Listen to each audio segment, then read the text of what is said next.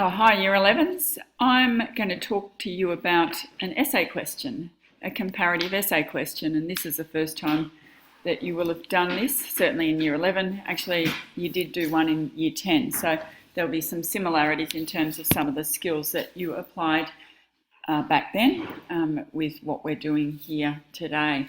So at this point in our investigation of 12 Angry Men and To Kill a Mockingbird, it's worth considering what an essay might look like, and it's worth starting the planning process. So I'd really encourage you all to get on board with this because our SAC will be coming up very, very quickly. So I just have to confirm dates for that, but it will be in the next couple of weeks. So with that in mind, let's have a look firstly at the criteria. So here it is.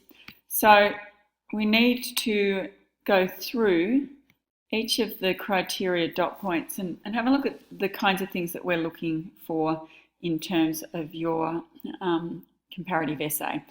So if you can have a look here at the first point, sophisticated understanding of the text and how they convey ideas, issues and themes from different perspectives. So you've got to understand the text, okay? So you've got to have knowledge of the text. So that's fairly basic, but you need to apply that knowledge as well. So we don't want generalizations, we want specific information that you're going to draw on in reference to being able to demonstrate an understanding of both of those texts.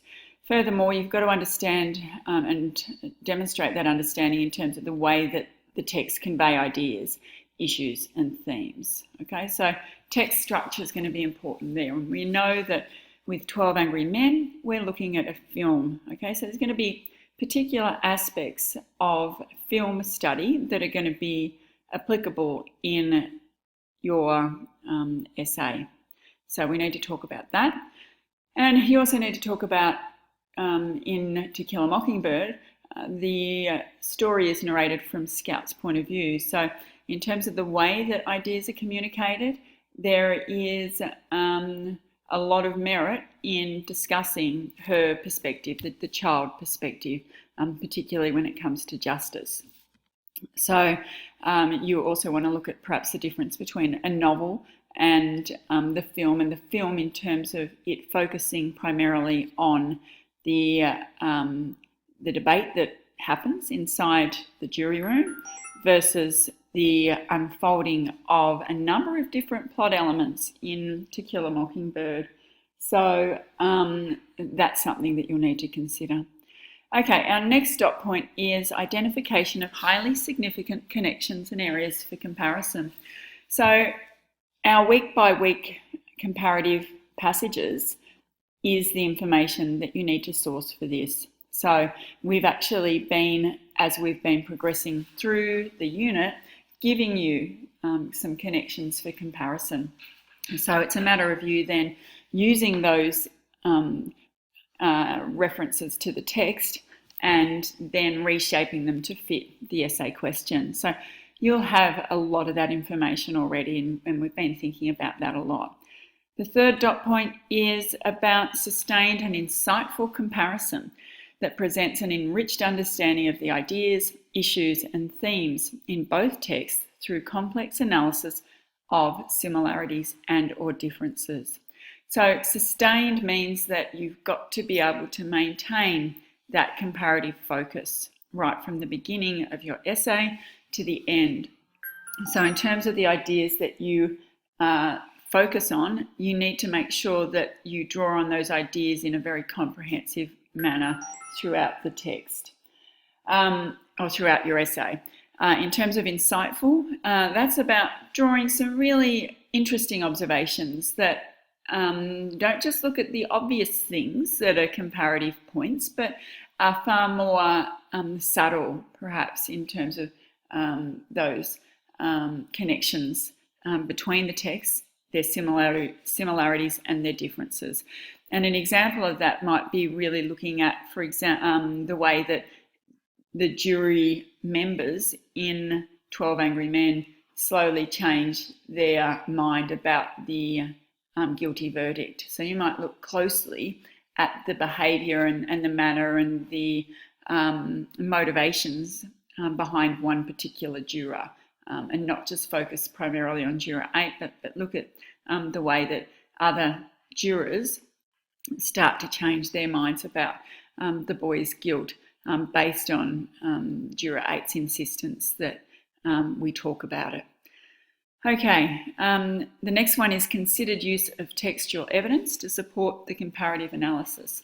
And that kind of is in addition to identifying highly significant connections. We've looked at lots of evidence. Each of the weekly readings has been focusing on evidence that's enabled you to draw on those comparative points. So we should be good with that one. The next one is skillful control of the features of comparative analysis, including the highly proficient use of structure, conventions, and language, including the use of relevant meta-language. Okay, so let's unpack that a bit. So comparative analysis, I'm going to take you through that in my essay, and it's one I did last year.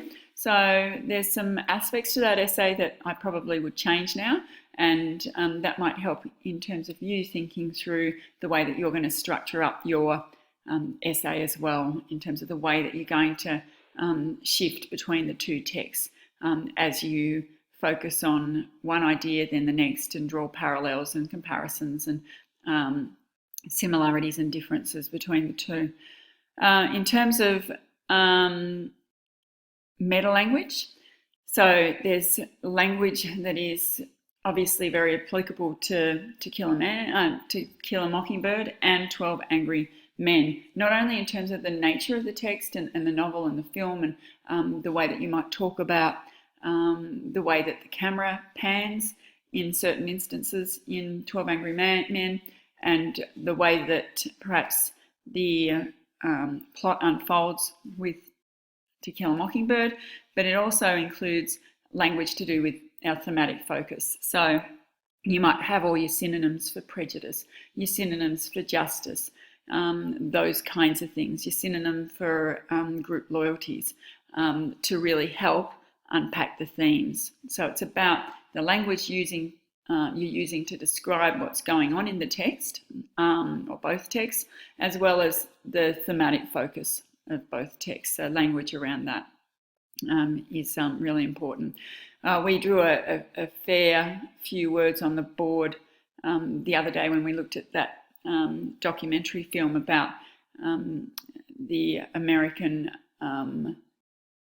references to lynching and that mob mentality there, and lots of language around this whole idea of Darwin's theory of the origin of species and the corruption of that thinking by the eugenics, or that racialization of Negroes, that kind of thing. So that kind of language is an example of meta-language.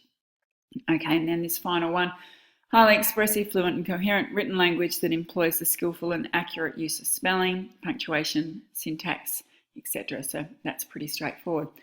Okay, so that's the criteria for you there. Let's move now to my sample essay. Whoops.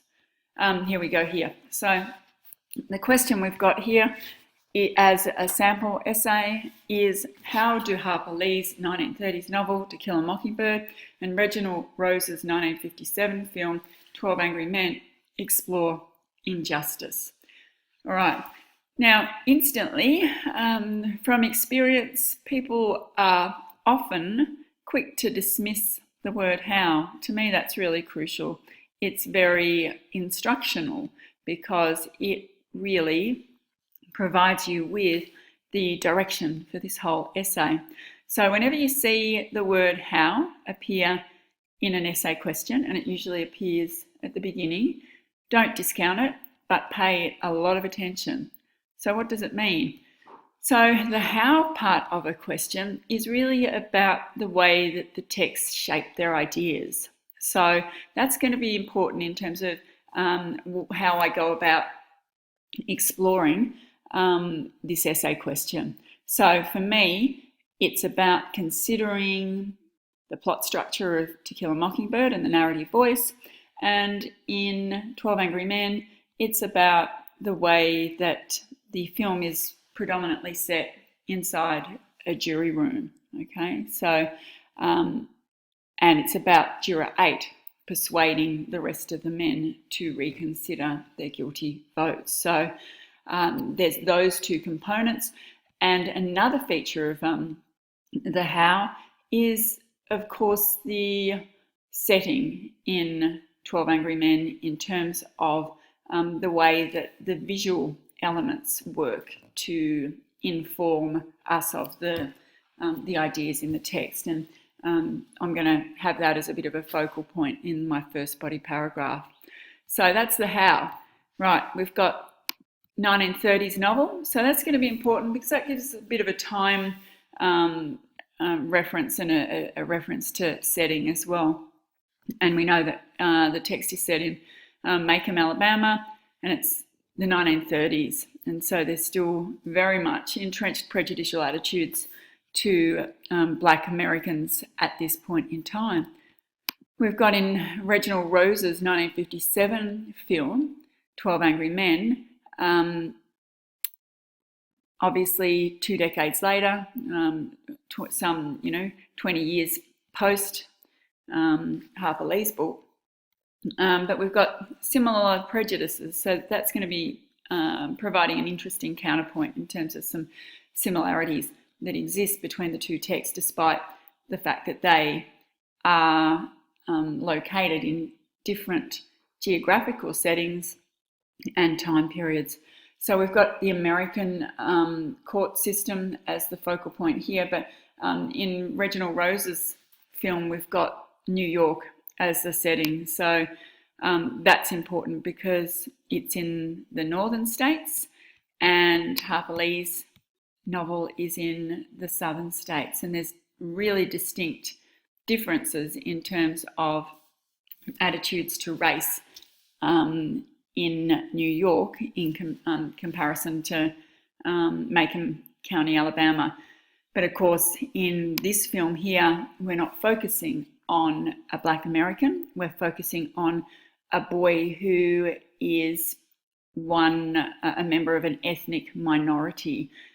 We don't know his background necessarily. He might be Puerto Rican. So it's worth noting that he is a member of an ethnic minority, and like Tom Robinson, faces a degree of prejudice because of his background. Right, moving on, explore injustice. So how do Harper Lee's 1930s novel, To Kill a Mockingbird, and Reginald Rose's 1957 film, 12 Angry Men, explore injustice? So the word explore connects back to the how, so it's the way that they tease out this theme of injustice. What are they saying about it? And that's going to shape my essay as well, because my last body paragraph is going to focus on, in the end, what are they actually saying about justice or injustice? Can justice be achieved, or is justice always going to be thwarted because of prejudice? So they're the kinds of ideas I'm grappling with as I'm thinking about explore injustice. And clearly we have this whole notion of prejudice and the way that it impacts on just outcomes.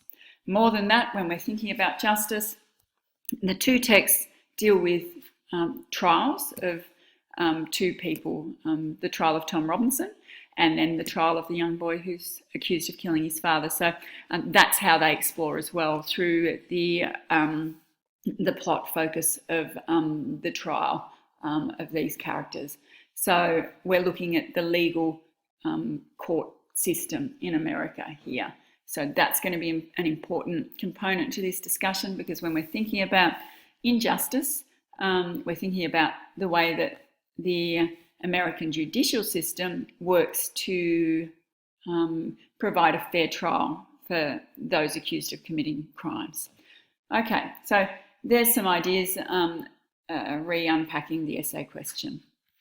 So when I planned this out, I thought my focus areas were going to be justice, prejudice, and then the third one was the evidence, okay, and the way that the evidence becomes a focal point in both texts. So we'll see how this goes. So when we look at our introduction, we not want some kind of statement that is a broad statement that restates the question.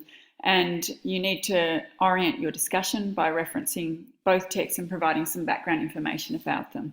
This is quite a brief intro, really, so you could extend it somewhat, but I think it's okay. So the injustice of the American judicial system is the focus of Harper Lee's novel To Kill a Mockingbird and Rose's 1957 courtroom drama, 12 Angry Men. I'll just stop there. So we can see that meta language, judicial system, courtroom drama, starting to use it already. Okay, so we've done that first bit. We've oriented the question and the text. Do a little bit more of that as we move on. So set in 1930s Alabama and 1950s New York respectively, the action of both texts centers around the trials of individuals whose guilt is questionable. Despite the doubt expressed by Juror 8 in 12 Angry Men and the evidence presented by defence attorney Atticus Finch in To Kill a Mockingbird, prejudicial attitudes tempt the white male jurors to reach guilty verdicts in both cases. Both texts question an American judicial process that purports to treat people irrespective of race, ethnicity, or class equally, and suggests instead that the jury system is inherently discriminatory. Okay, so let's pause there for a minute. So I've just underlined the three areas that are going to become the focal point for my discussion. So we're looking at justice and the trial process. So that's going to be really that first paragraph there on justice. Then we're looking at prejudicial attitudes as the second paragraph. And the third one is looking at the evidence and how the evidence plays out in both trials. And guilty verdicts is going to come across in each of the paragraphs. So that's how I'm going to shape my content. This pink here is really about coming back to the question at the end and just providing that nice kind of sense of conclusive statement. Right, I also wanted to talk about this week's reading. So if you have a look at the reading for week 5, you'll see that this question really taps into a lot of the content that you'll be covering this week. So it might be really worth your while having a look at this essay, and given that our reading is all about the decision-making process following the trial of Tom Robinson and the delivery of a guilty verdict, and with 12 Angry Men, it's about the prejudice of Juror 10. There's some really good information in those readings that would be very applicable to an essay such as this. So have a look at those readings and do your weekly paragraphs, and then see how a lot of that information can be inserted into an essay such as this. Okay, so our first focus is on justice. So we have a statement that is a topic sentence. So I've just been really brief here, but hopefully it makes sense. So both 12 Angry Men and To Kill a Mockingbird explore how legal justice is executed, right? So we're really looking at the way that legal justice plays out. We've talked about justice in a number of different ways. So here we're really focusing on legal justice. Okay, so now I'm moving to my first piece of evidence, and I'm going to tease that out quite a bit. So this is back to the how. So remember I said earlier that there are filmic elements that need to be considered if you look at the criteria, and also this essay question, the how component of it, requires you to think about the way that the director, in this case, organised or visually presented the information in the film to alert us to the focus on the American justice system. And it might be a nice thing to now have a look at the opening of the film to see how visually the film is set up at the beginning to highlight the American Supreme Court as this kind of very powerful looking building that seems to have a lot of authority about it. Let me see, here we go. All right, so have a look at this. Because we're going to look at this information, I'm going to include it in my essay. We've got the Corinthian pillars, okay, so the hallmarks of justice dating back to the ancient Greeks. So in terms of architecturally, we do have this sense of this grandiose building that seems to contain within its walls a strong focus on justice and upholding those kinds of principles that inherently are enshrined in the American Constitution. So let's see.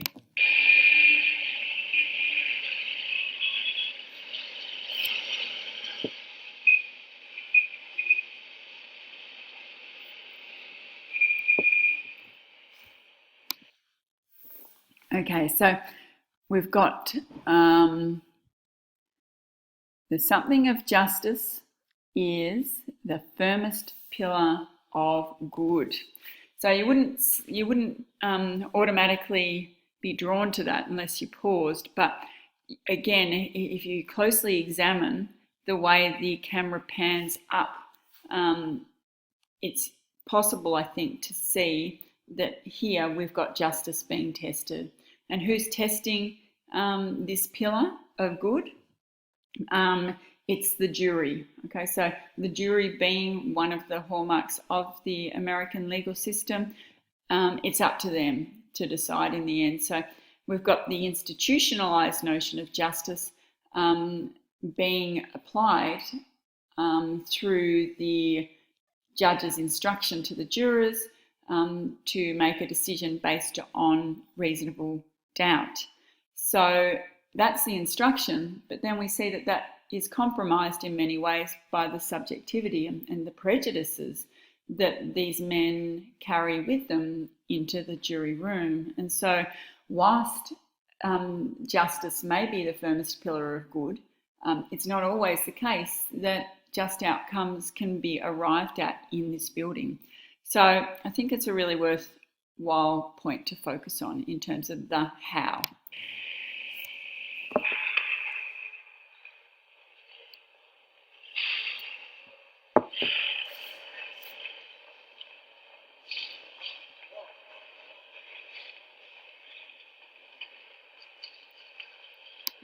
Camera angle again, so check that out. Rightio, so moving back to the essay.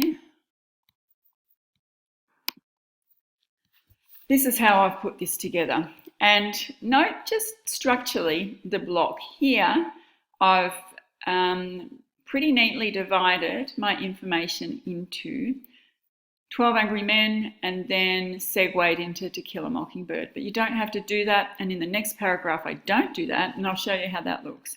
So how you structure your response is up to you. And there's a number of different possibilities there. Okay, back to the content. So the opening scene of 12 Angry Men pans in on the Corinthian pillars of the American Supreme Court. Made insignificant are the men who filter in and out of the building. The symbolic emphasis placed on the courthouse identifies justice as a constitutional imperative at the heart of American democracy. With its visual emphasis on the scales of justice, the film deliberately establishes a distinction between the principles of justice and their execution, as the camera quickly shifts from a close-up of the court to the faces of the 12 jurors, several of whom appear bored and disinterested. Might be worth just going back again and seeing that.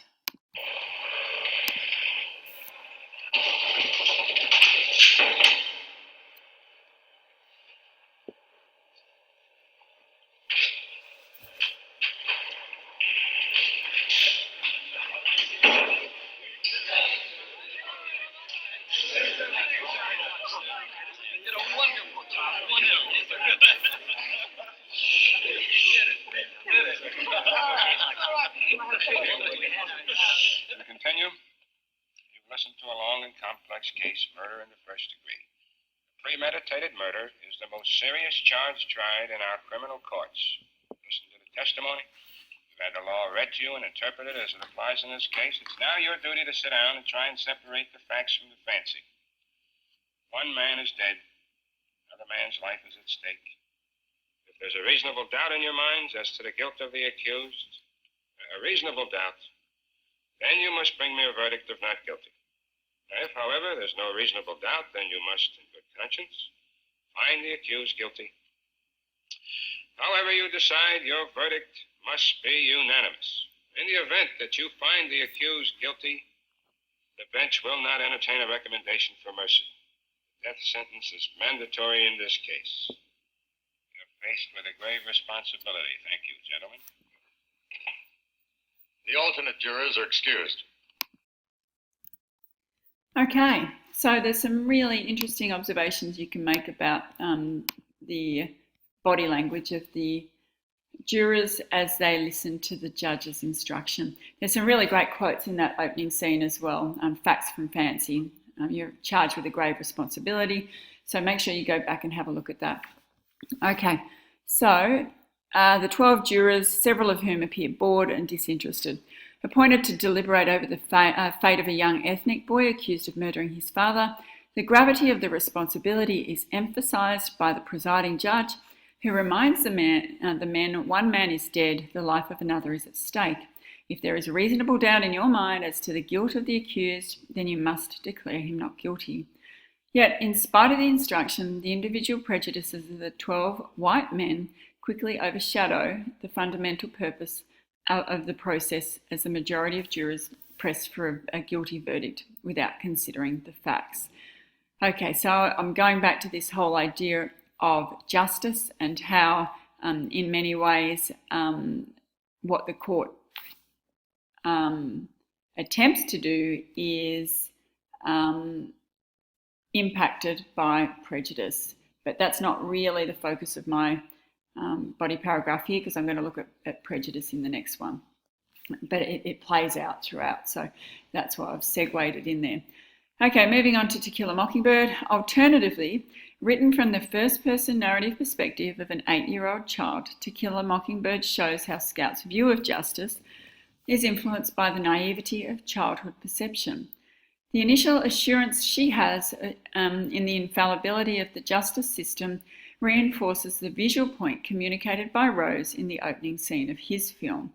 Mentored by her attorney father Atticus Finch, whose ethical standards are uncompromised, both Scout and her brother Jem develop a clear-cut view of justice. All right, I'll just pause there for a second. So I've come back to the how. So it's the child's perception. The 8-year-old narrative perspective provides us with a clear sense of what To Kill a Mockingbird is doing in terms of unpacking this whole idea of justice. So we've got Scout's idea of justice and that very black and white view of justice pitted against the court process. So then we've also got Jem's view of justice. So different views of justice come into play here and are compared with the way that the court system exacts justice. So Atticus cautions his children about the backlash from Macomb residents that will result in his defence of Tom Robinson, a Negro man accused of raping a white woman, but tells them it's a matter of principle. Even though he concedes he will not win the case, he insists that each lawyer gets one case in their lifetime. Yet as they sit in the stands with the coloured folk and observe proceedings, the children, and in particular Jem, cannot fathom that in light of the evidence presented and in light of Atticus's exposure to the flaws of the prosecution's case, that a jury could deliver a verdict of guilty. I'll just pause there for a second. So we're looking at the fact that justice is a principle that really should be fairly transparent, that justice, according to the legal system in America, should be clear-cut and easily discernible. So we're seeing that in both texts, that's not always the case. Okay, so that justice is far more difficult to attain and to even work out than what it would seem to be. Right, so in terms of your final statement about the paragraph, just come back to your topic sentence. So in both To Kill a Mockingbird and 12 Angry Men, the trials of the accused become a focal point for a discussion about justice. So we're just looking at justice in general there, and the way that the court purports to exact and execute justice. This paragraph here, I'd be including some more quotes. I didn't put enough quotes in there at all. Okay, so the next paragraph, when I've reflected on this, I see that I do some interesting things. I start to do the weave. And what you'll find also is that with your own writing, as your essay progresses in terms of your paragraphs, you'll be doing a lot more comparative. So remember that criteria in terms of similarities and differences. Here we go here. That needs to be evident, and I've referenced that in the pink, and it actually was a little bit evident here as well. I made a bit of a comparison as well. But you'll note that after you set up both kind of focuses for your discussion, that it will become a lot more natural to start making those parallels and those connections. So the important thing is that you do make those connections and that you look at similarities and that you look at differences. Okay, so this next paragraph is on prejudice. So prejudicial attitudes threaten fair outcomes in both To Kill a Mockingbird and 12 Angry Men. So we're looking at the way that justice is impacted by prejudice. Just go back to this whole idea of sustained comparison. So note that I did refer to up here earlier the guilty verdict. Here we go, and also references to prejudice, which are going to play out in this paragraph here. So that provides that nice sustained kind of discussion. You know where the discussion about justice is going to go because I've made some kind of little allusions to that earlier on. So now we move to a more detailed discussion of prejudice. So Macon County, Alabama is, as Scout reveals to us, a town that has inherently entrenched attitudes towards race, and in spite of the fact that Tom Robinson is innocent, Atticus's defence of him is regarded by the townsfolk as unthinkable. So it's my first piece of evidence about prejudice in To Kill a Mockingbird. Now I do the parallel with the next text. So similarly, use your connecting sentences and phrases as well. That's really crucial. So similarly, Juror 8's reluctance to raise my hand and send a boy off to die without talking about it first stalls what Juror 3 believes to be an open and shut case. His refusal to deliver a guilty verdict when the jury adjourns to deliberate over the case of a young ethnic boy from a slum area who is accused of the most serious charge tried in our criminal court, murder in the first degree, incites enmity from the 11 other jurors. Note that you do need to set up your discussion a little bit. You can't just put in the evidence. You need to kind of explain what's happening in terms of the scene that you're referring to, the example that you're referencing. So do tease that out a little bit, okay? And I know there's quite a few of you who perhaps need to be a little bit more detailed in unpacking that without retelling the story, but just providing the context. Okay, so here's some more pink, and we've got the connections between the two. So both texts juxtapose the way that justice is established as an integral hallmark of democracy and suggest that the upholding of justice is dependent not on the court, but rather those involved in the execution of justice, the judiciary and its members. Okay, so this is doing a number of things here. So we're making the comparisons between the two texts, but also I'd suggest that here, in terms of insight, we're looking at some really interesting details applicable to both texts.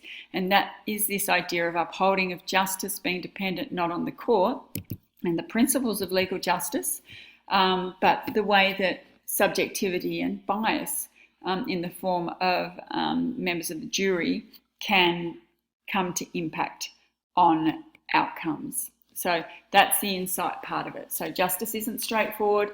even though the facts can be presented in a way that is pretty transparent, that doesn't always result in judgments being delivered that are accurate or right.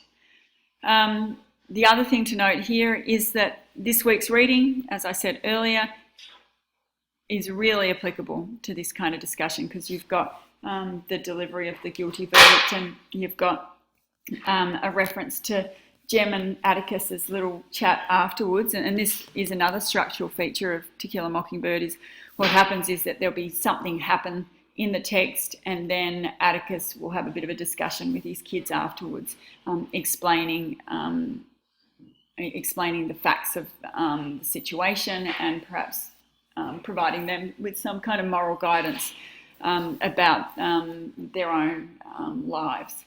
So in this example here, if you look at the first extract 1, To Kill a Mockingbird, page 243, Jem's convinced that they should do away with juries. So that'll be a really interesting discussion to have in relation to this question. So he's very disillusioned. Remember, he's only about 13.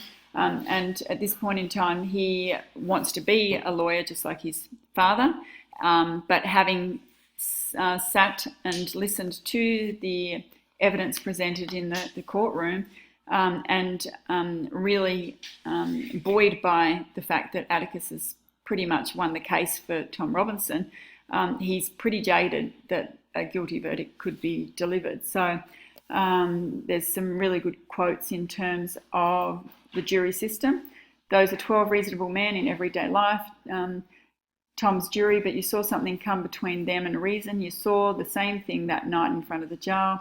When that crew went away, they didn't go as reasonable men. They went because we were there. There's something in our world that makes men lose their heads. They couldn't be fair if they tried.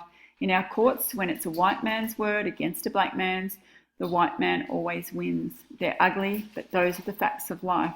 Doesn't make it right, said Jem stolidly. He beat his fist softly on his knee. You just can't convict a man on evidence like that. You can't. You couldn't, but they could and did. The older you grow, the more of it you'll see. The one place where a man ought to get a square deal is in a courtroom, be he any colour of the rainbow. But people have a way of carrying their resentments right into a jury box. As you grow older, you'll see white men cheat black men every day of your life. But let me tell you something, and don't forget it. Whenever a white man does that to a black man, no matter who he is, how rich he is, or how fine a family he comes from, that white man is trash. Okay, so check out that reading, because there'd be some really great things you could say in terms of an essay question. I didn't include that in mine, but I'm seeing it here now, and it'll be very applicable. So here we go. On the surface, the trial of Tom Robinson and the young boy accused of killing his father seem to be, as Juror 3 acknowledges, open and shut cases. Tom Robinson's innocence is inferred throughout Scout's narrative, as readers are provided with snippets of information from Atticus that reveals to us the implausibility of his guilt. He is of good character, has a wife and children, and has the endorsement of his employer, Link Day. Furthermore, doubt about the defendant's character, along with information that confirms the reputation of the accused, compels us to question Mayella's rape accusation. Her testimony is thrown into serious doubt when Atticus asks Tom Robinson to stand up. Scout makes the connection instantly, observing that his left arm, which is 12 inches shorter than his right, is of no use to him, making it physically impossible for him to have punched Mayella on the right side of her face, let alone rape her. So just pause there for a second. My evidence, I got a bit carried away, didn't I? But there's some lots of really good observations I think I make in there, and I kind of tie in a lot of stuff about the text in a way that kind of compacts a heap of those ideas about Tom Robinson's innocence. You might need to shorten that because clearly I've gone too far with this whole body paragraph. You can see it's too long. So that's just something that I experienced some problems with in terms of sticking to the word limit. All right. Then we move to the next piece of evidence from 12 Angry Men, and I use a linking sentence. So in contrast to the detailed description of the trial we are given in To Kill a Mockingbird, viewers must piece together the evidence discussed by the jury in Rose's film.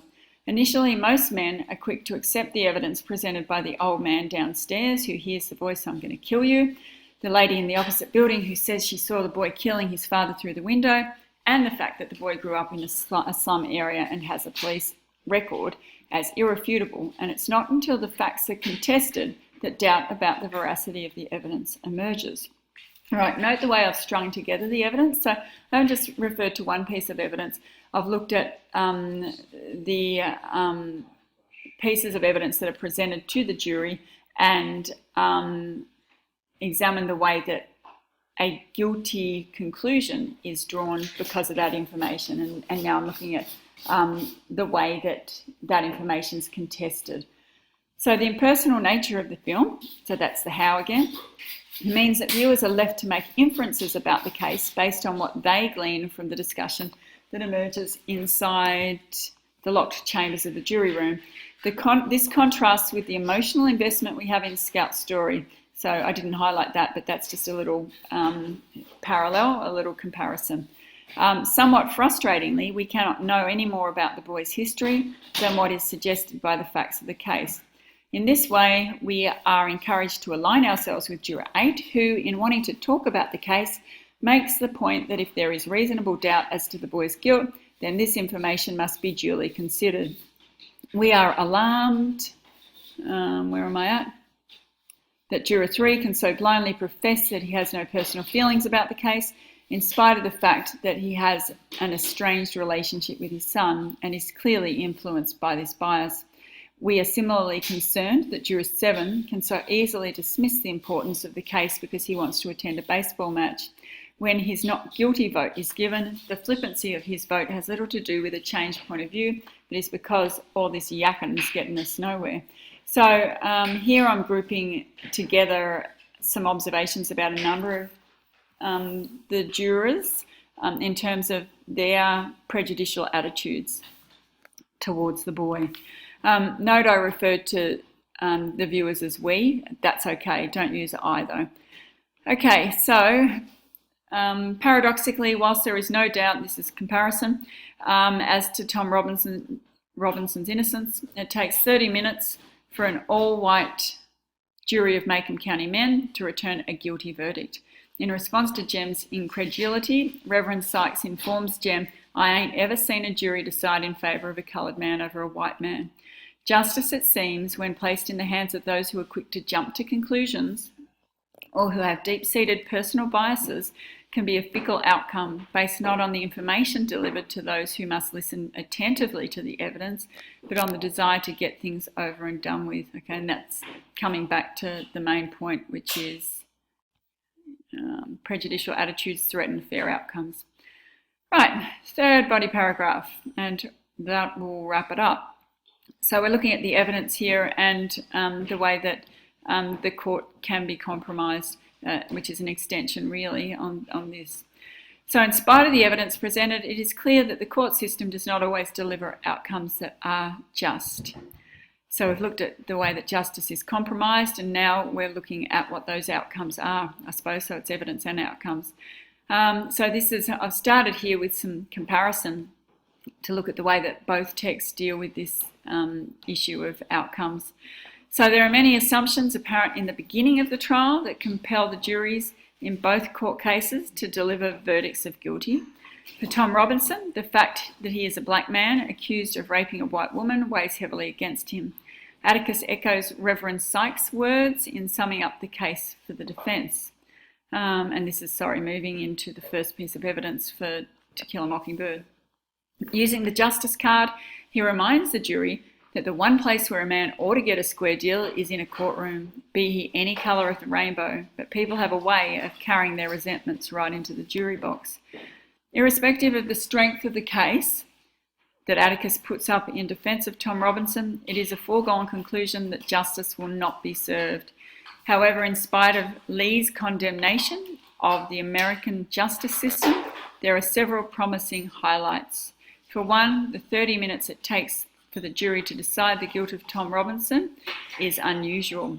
Okay, so that's my piece of evidence there in reflecting upon the outcome and the injustice, that key word injustice in the question that kind of prevails in the To Kill a Mockingbird case, teasing that out a bit. And that's where that word insightful comes in again, because we've got this reference to despite the decision, the fact that there's that 30 minutes that it takes for the jury to decide the guilt is something that gives us a bit of hope.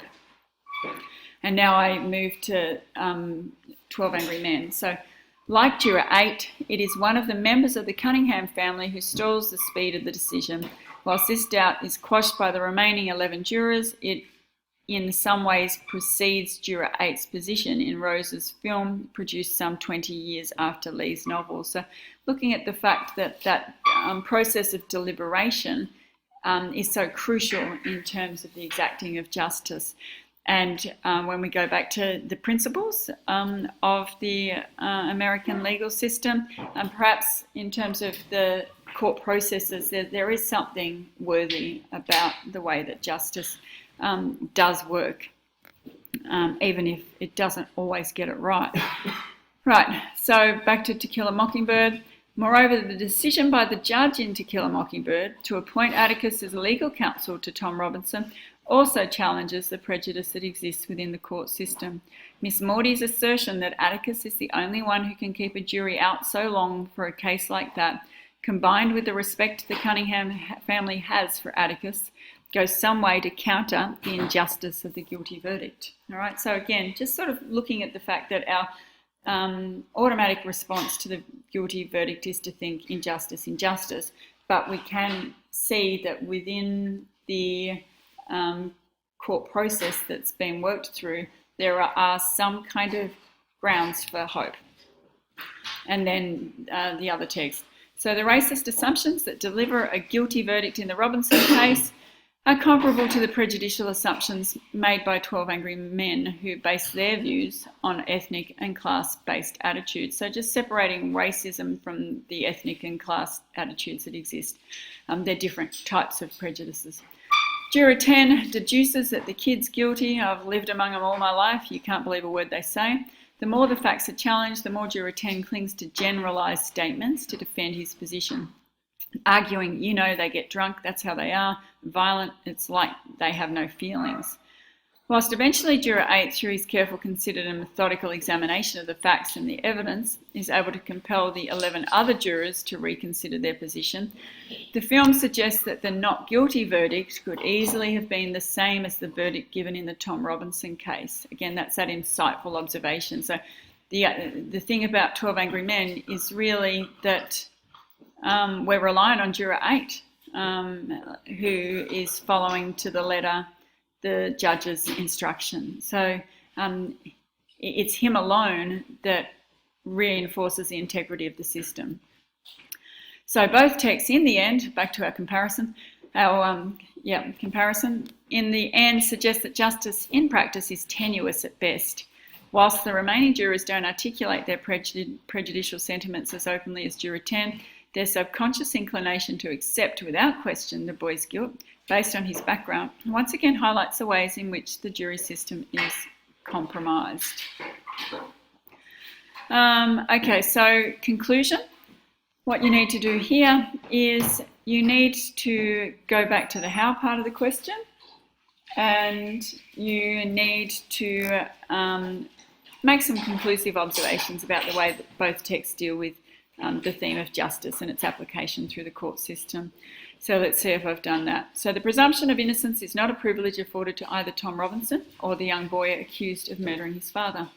Instead, the fundamental right to a fair trial is shown in both To Kill a Mockingbird and 12 Angry Men to be a fallacy.